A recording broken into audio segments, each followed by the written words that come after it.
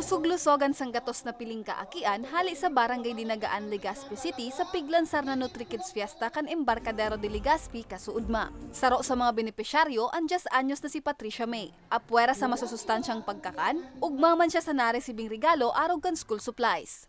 Maugma manggararay, nagkaugwa ko kainip, imbes makagamit sa eskwelahan. Risa man kay Nanay Joan ang kaugmahan na mahiling na nag-enjoy an sa iyang tulong aki sa aktibidad.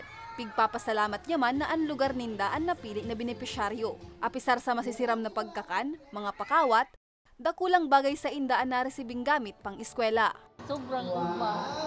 Siyempre, sa muna na bakasyon baga, mga aki baga, dapat mag-enjoy mo. Salamat na maray,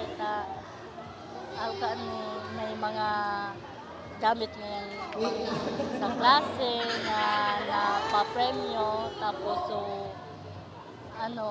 salamaton maugmaw ng mga aki talaga. Ugma man si Samboy Astor para sa iyang tulong pamangkin na benepisyaryo man kan aktibidad.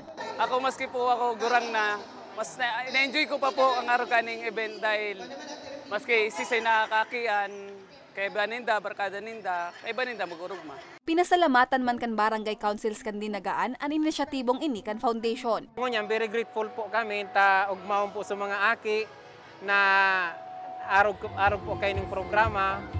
So, yun po, dakula ko pong pasasalamat sa Embarcadero de Legazpi sa Sunwest Care Foundation po. Edad 3.7 anyos ang kadaklan ng mga benepisyaryo. Sigun kay James Alendro Tawag, ang marketing head kan Embarcadero de Legazpi, parte ang supplemental feeding program sa ika-15 anibersaryo kan establishmento. Obheto man kan aktibidad na makapaugma asin makapaghiras nin biyaya sa mga kapusman na residente kan syudad. This supplemental feeding program aims to contribute yung celebrate tabaga every July na Nutrition Month.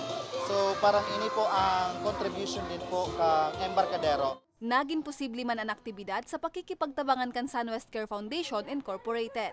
We are very much happy and honored that again the Sunwest Care Foundation together with Embarcadero de Legazpi joint activity para mapaugma naman sa tuyang mga kaakian from Dinagaan, Legazpi City. So we really work closer together para ma-spread yung mga blessings ng ating company owner.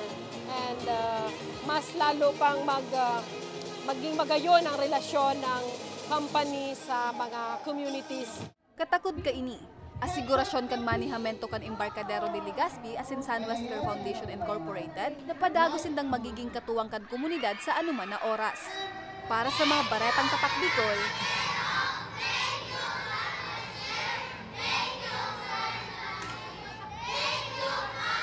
Jennifer Pulinar.